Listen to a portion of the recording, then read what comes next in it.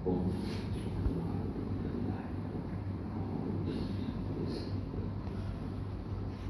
أكبر الله أكبر أشهد أن لا إله إلا الله أشهد أن محمدا رسول الله حي على الصلاة حي على الفلاح قد قامت الصلاة قد قامت الصلاة الله أكبر الله أكبر لا إله إلا الله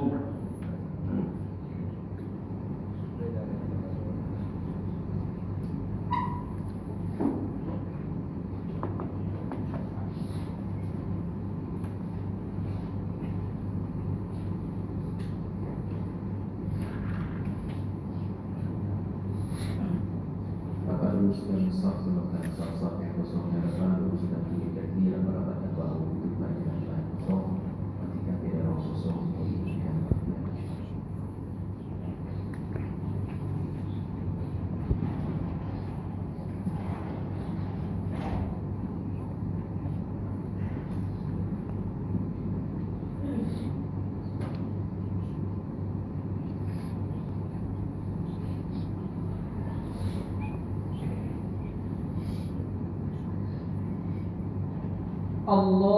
الله أكبر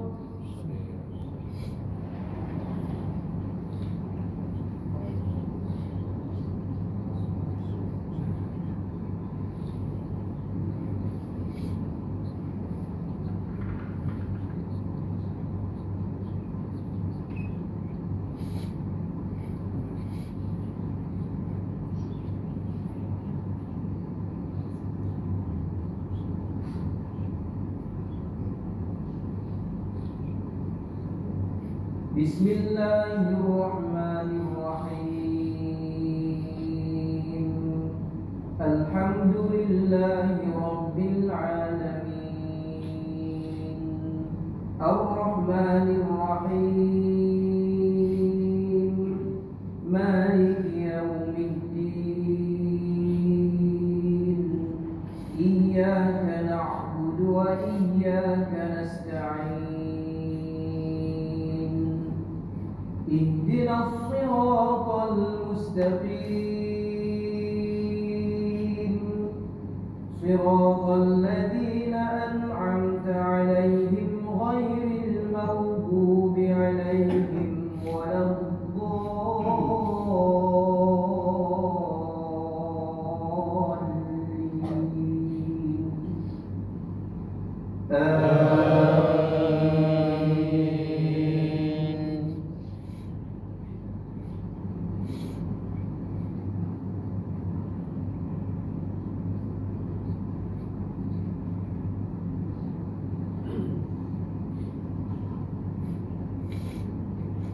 يا أيها الذين آمنوا اتقوا الله ولتنظر نفس ما قدمت لغد واتقوا الله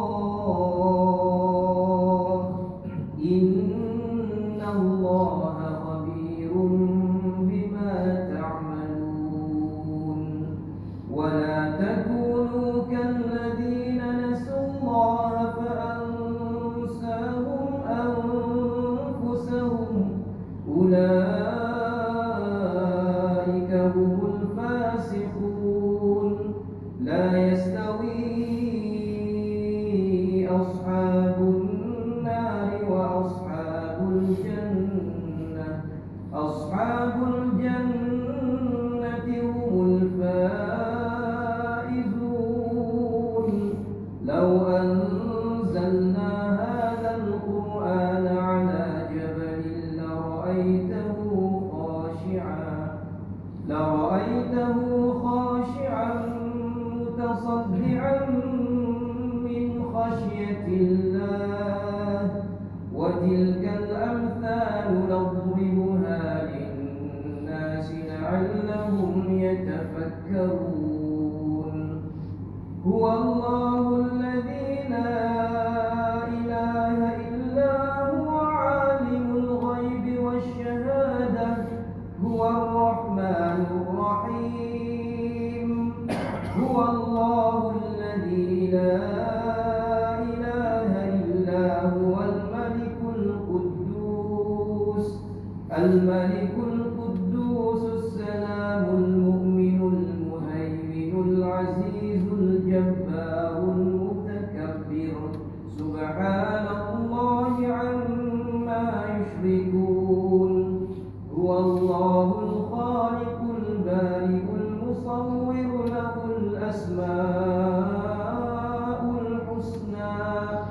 يسبح له ما في السماوات والأرض وهو العزيز الحكيم. الله أكبر.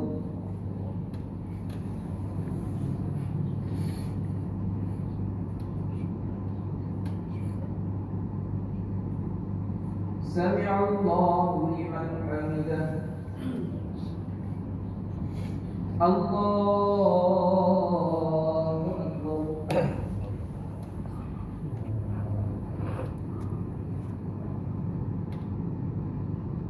الله أكبر.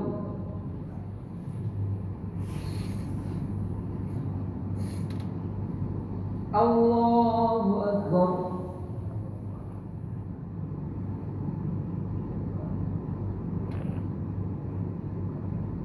الله أكبر.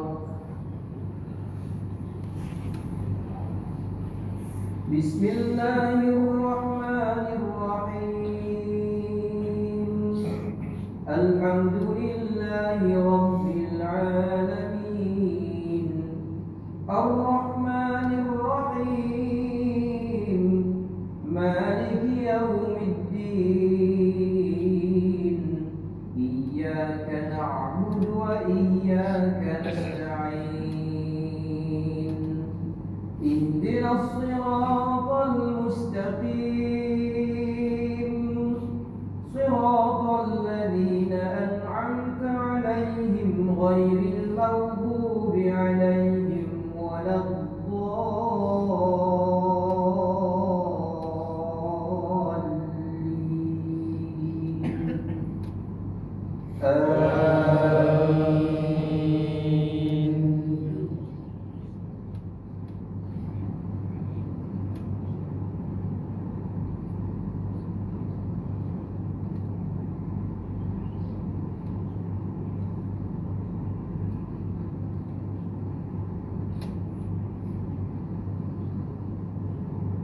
بسم الله الرحمن الرحيم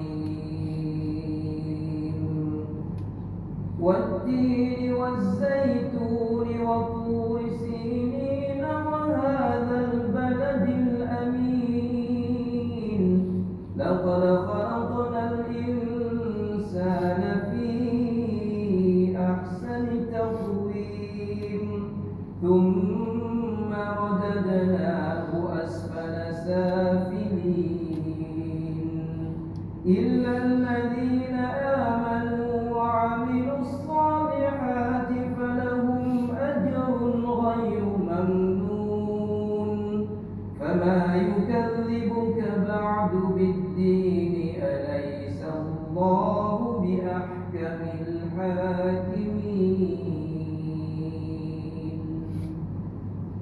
الله أكبر.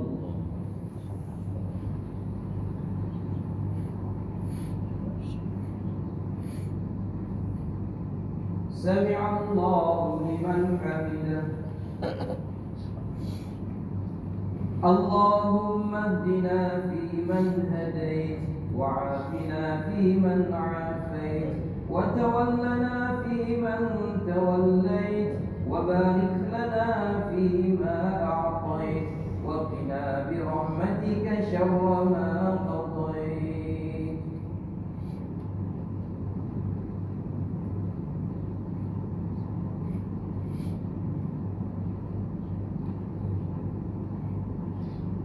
ونستغفرك ونتوب إليك. اللهم أعز الإسلام والمسلمين وأذل المعتدين الظالمين ودمر أعداءك أعداء الدين.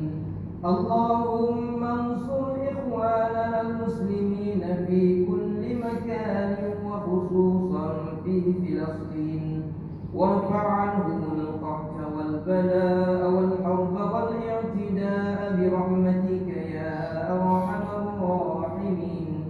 وصلى الله على سيدنا محمد النبي الأمي وعلى آله وصحبه وسلم. الله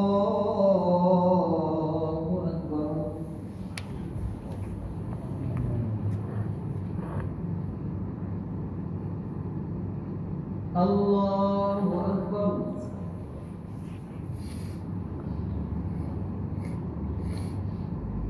الله أكبر.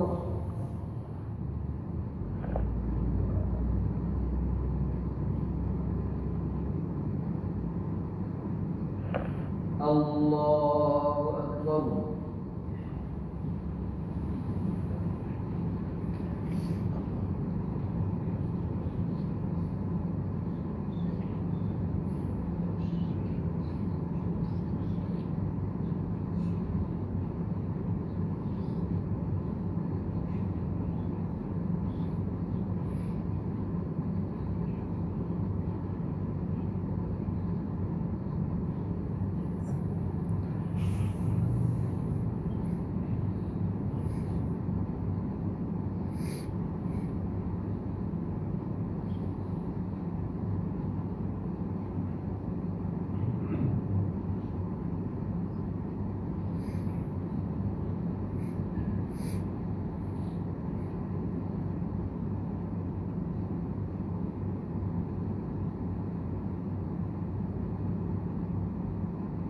السلام عليكم ورحمة الله.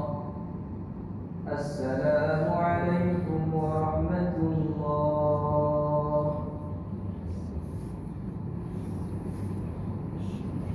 أستغفر الله العظيم الذي لا إله إلا هو الحي القيوم وأتوب إليه.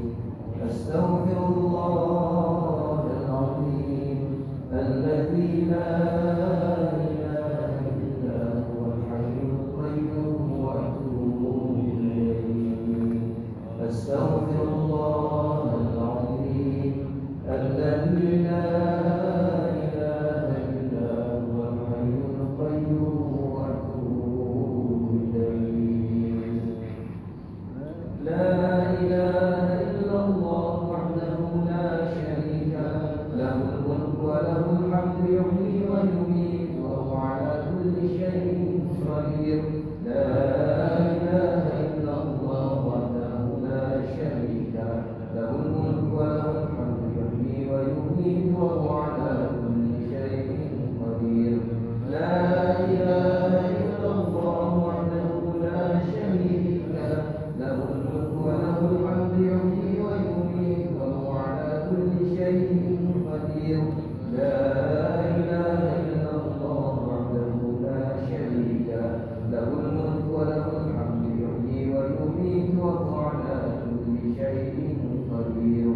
لا إله إلا الله وحده لا شريك له الملك وله الحمد يحيي ويميت وهو على كل شيء قدير. لا إله إلا الله وحده لا شريك له الملك وله الحمد يحيي ويميت وهو على كل شيء قدير. لا إله إلا الله وحده لا شريك له الملك وله الحمد يحيي ويميت وهو على كل شيء قدير. لا إله إلا الله وحده لا شريك له الملك وله الحمد يحيي ويميت وهو على كل شيء قدير. لا إله إلا الله وحده لا شريك له الملك وله الحمد يحيي ويميت وهو على كل شيء قدير. لا إله إلا الله وحده لا شريك له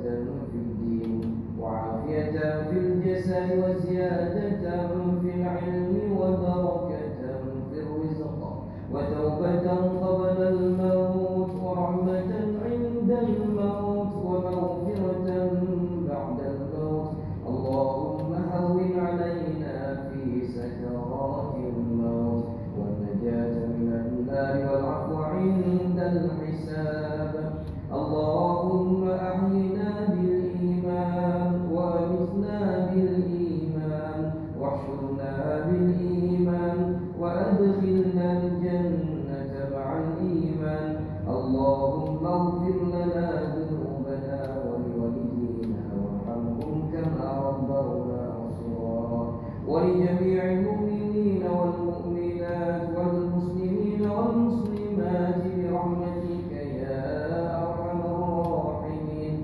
ربنا ظلمنا أنفسنا وإن لم تغفر لنا وترحمنا لنكونن من الخاسرين. ربنا هب لنا من أزواجنا وذرياتنا قرة أعين واجعلنا للمتقين إماما. ربنا آتنا في الدنيا حسنة وفي الآخرة حسنة وقنا عذاب النار وقنا عذاب النار وقنا عذاب النار وأدخلنا الجنة مع الأبرار يا عزيز يا غفار يا رب العالمين. وصلى الله على سيدنا محمد وعلى آله وصحبه وسلم والحمد لله رب العالمين. الفاتحة.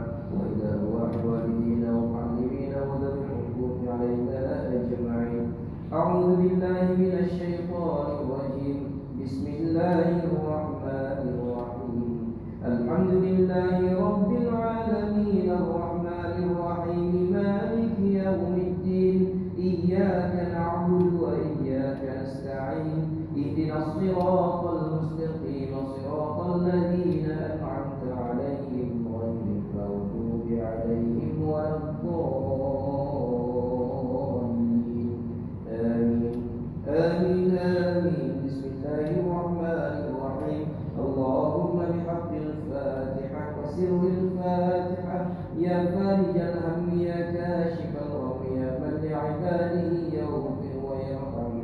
اللهم يا دافع البلاء يا الله ويا دافع البلاء يا رحمن ويا دافع البلاء يا رحيم ويا دافع البلاء والغلاء والوباء والفحشاء والمنكر والسيوف المختلفة والمحن ما ظهر منها وما بطن من بلدنا هذا خاصة ومن بلدان المسلمين عامة إنك على كل شيء قدير.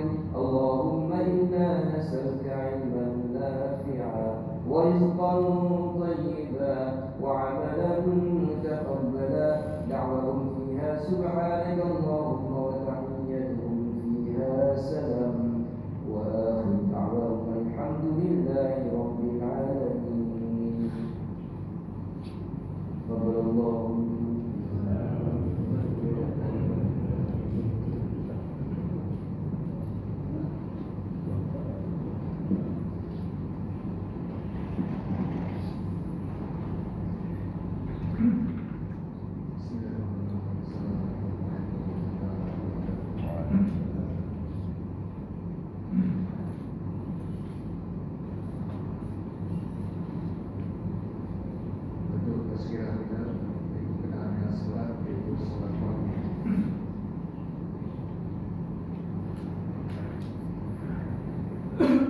daripada Sayyidina Abu Musa radhiyallahu anhu mengatakan bahawa Rasulullah SAW bersabda, sesiapa yang menunaikan dua solat sujud akan memasuki surga.